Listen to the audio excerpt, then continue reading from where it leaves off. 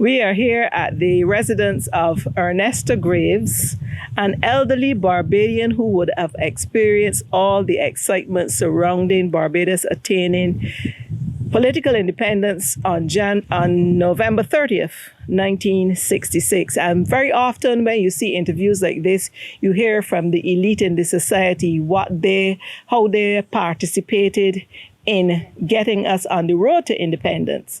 But I want to talk to you, Mrs. Greaves, from a working class Barbadian perspective. Tell me about the movement to independence. What was happening in the year or so before?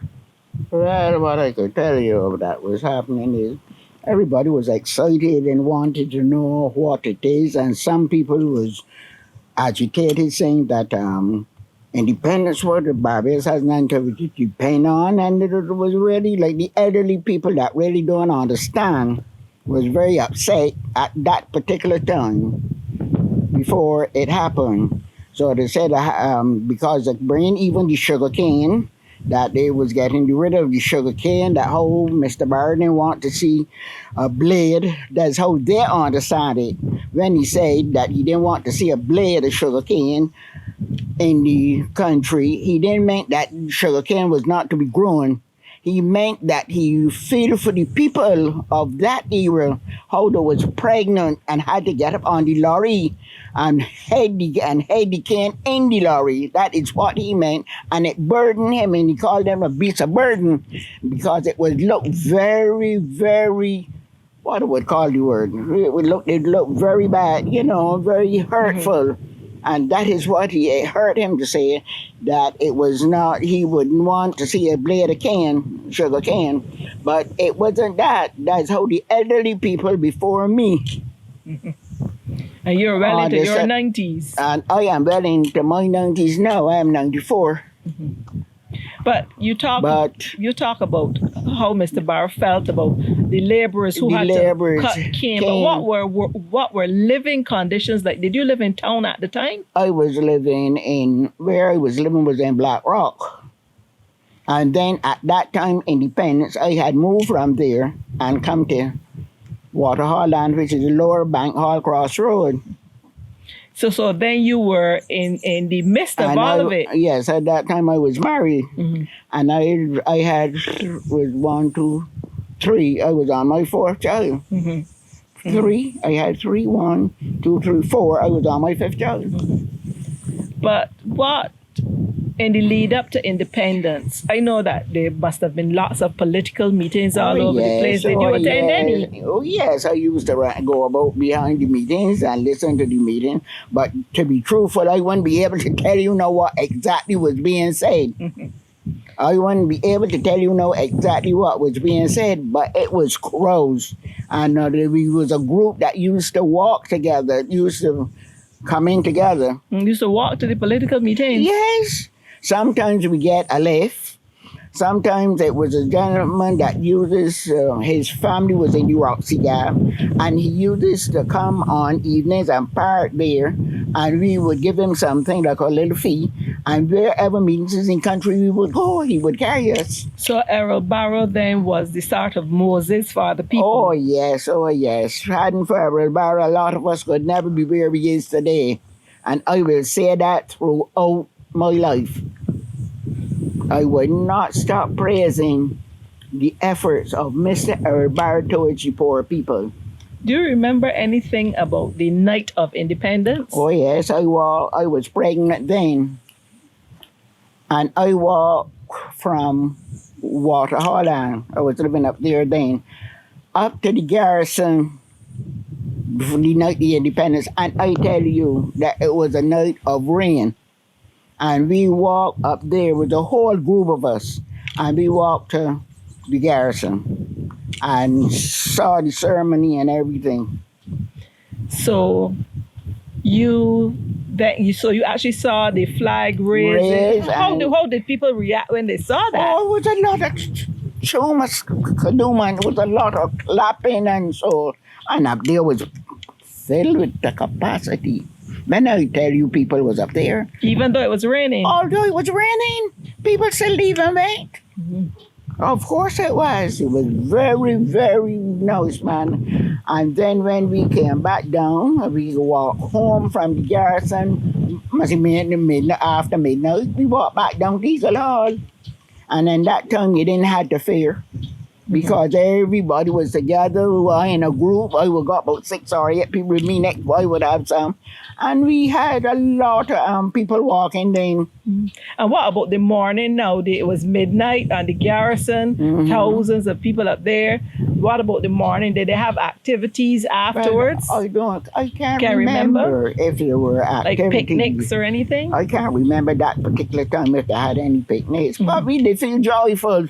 It was a joyful time. It was a joyful time. And everybody in the little corner talking, and talking about the independence and thing and so on and so on. But I tell you, that was a time, a very joyful time. And we did feel good. But coming back now, looking back now to the future and like today, only 2 days ago, I think it was our day ago, you would have heard, I'm sure, that there is a move to have Independence Day removed and call it Barbados Day or something. National Day. How do you feel about that? No, I always say independence should be independence, and they could always put the day for Republic another day.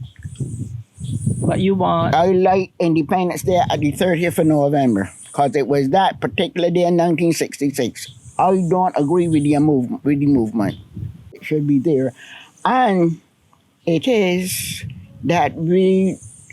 only that they wanted Republic and shut down Aralbar and bring independence and bring Republic to the front so that the younger generation that come in now will never know about independence. Because that is history, and they would have to hear somebody, but they wouldn't talk about that. Well, we should have our independence, because that is the first move for Barbados.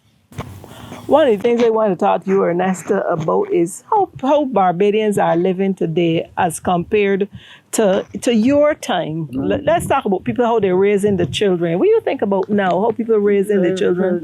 It is a different era today, yesterday, and the year before. It's a different era altogether as far as children is raised. When I was a child, it was the neighbors. You don't care if your mother and them don't agree, you have to be speaking and so on. We could not say nothing disrespectful, and let the people let they hear.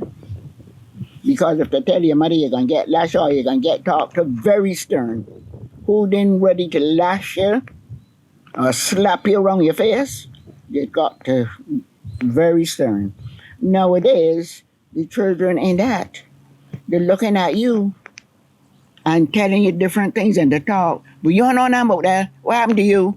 But I was in my home at the window in Eagle Hall. And I hear there was coming from Wesley Hall, a bunch of boys. And they were talking. And one called, another one. Another fella said, "You don't see the lady at your door. What happened to you? What happened to you? She know." Now you think that I could say that in my time? Or any decent, respectable child would say that? And at that, it shows you the environments that they come from. But what do you think is responsible for, people talk about you got to go back to church, the children got to go to Sunday school. But the same people going in church. This hurt me when I hear them say, but one, you got to go back to church. Well, the church is two walls. It is the people in the church and the same people coming from between the same people that talking. Well, you don't know about church they're talking about. What is it, the church? The people live between you and the next person and the next body. The church is two walls. So how do you think we could? And another thing is, people leave the children to the teachers. The teachers aren't responsible for the children from 9 to 3. They don't sleep at the teachers. So you're saying it's the home? It is the home. The environment they come from. And the parents are there in and have no morals either. They're raised up with any, so they cannot teach the children of today any. That is sad. And this is probably why we have this spike in crime. Crime. No children born bad. No children born with everything in the mind. It is the environment that they're raised in. When you got the little babies, how sweet they is, and how them they can do crime then.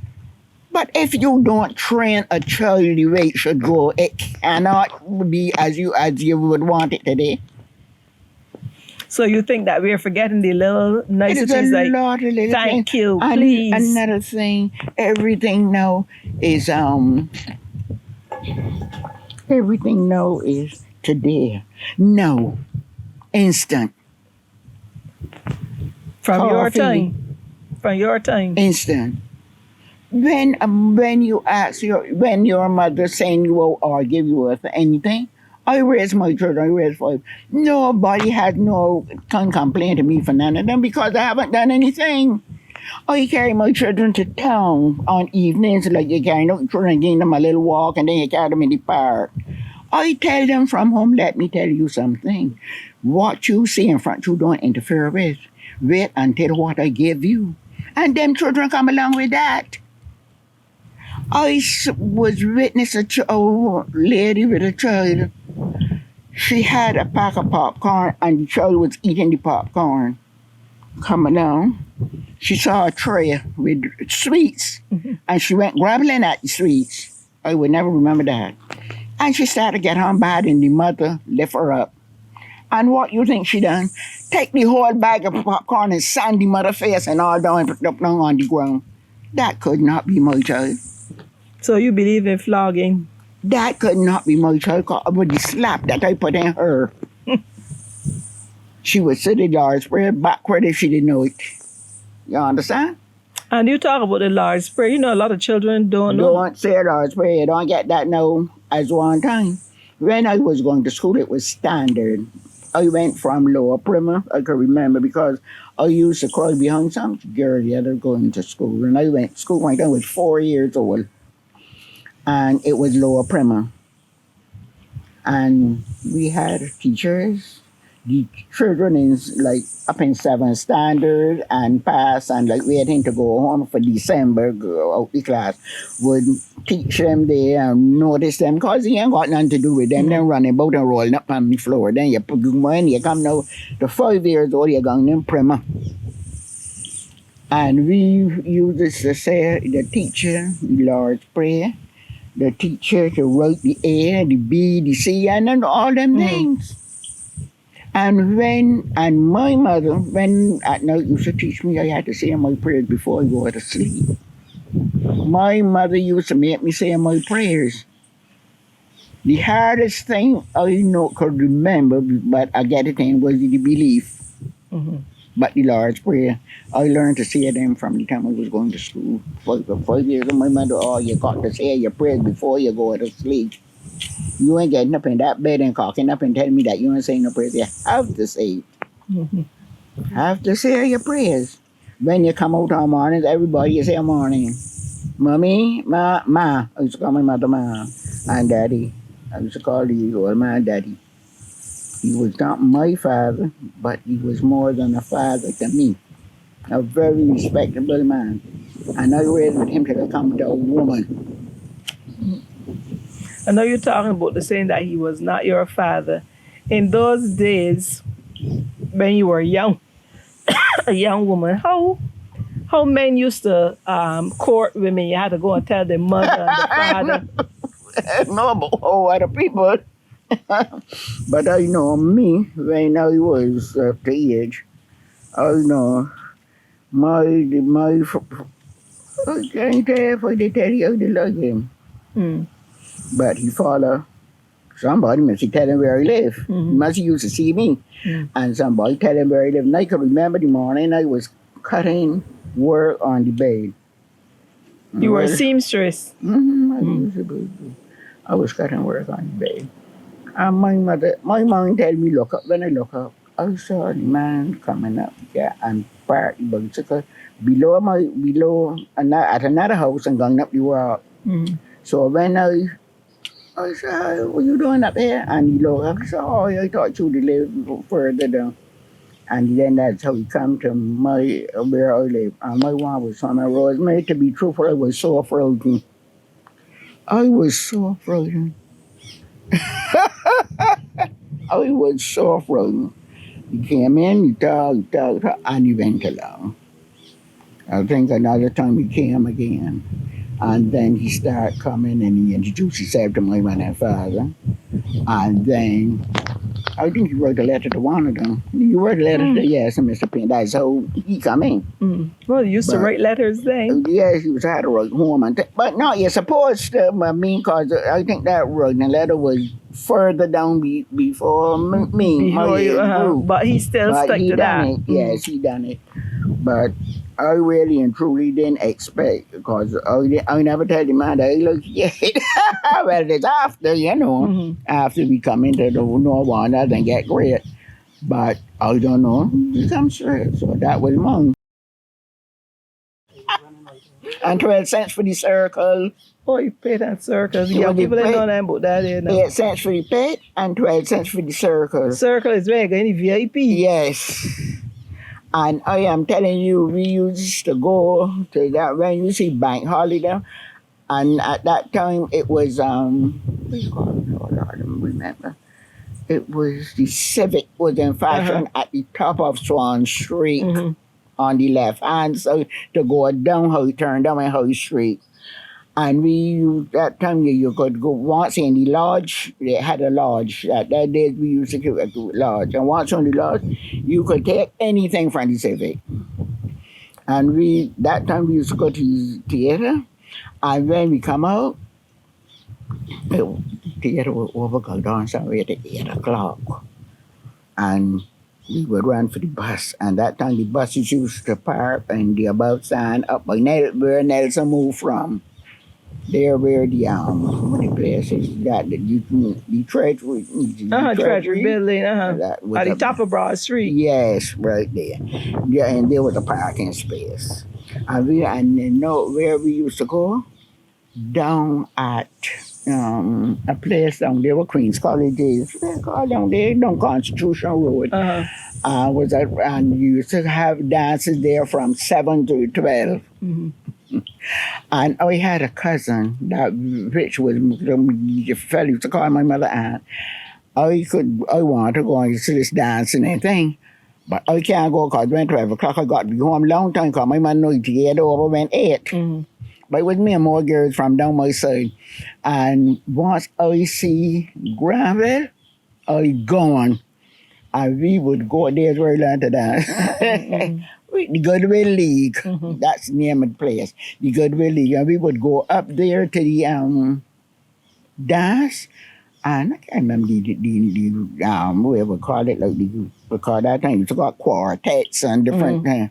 And I would go and once he up there, whenever he left, he gonna carry me straight home. And once my mother see him, it is okay. But otherwise, you stick there ready. Because she's going to beat me at the time of that. And I tell you, don't come in here this time with the note and so. But it was very good when I see him. And that way, we used to go and get a dance at 12 o'clock. And then you come out and catch the bus, Rosemary. And look, when the bus full, the light in it, you could not see. Too many people. And when you see the man move off at 12 o'clock or quarter to, you had to get, or 11, 11:30, and he touched that gear stick. He coming up White Park and come across Bank Hall and come down.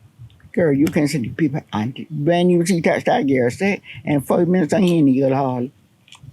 Go foot on the gas. Oh, God, man. And the bus rocking and we feel jolly. And then we come home, that's all. And I know it was me and the girl together, Marshall Thompson and some other girl that went to school with me. I remember the name Jordans, that lived in Free Hill. And when they come down, and I stop and get off, my mother would have to go down with her to the Free Hill Gap because her mother looking for her street and she hadn't right out to late. And if I ain't going away, my mother just tell her she ain't going either. That's how we live, because all of us was children in class together at school. And that ends the interview with Ernesta Greaves, an elderly Barbadian reflecting on the dawn of Barbados's independence, November 30th, 1966.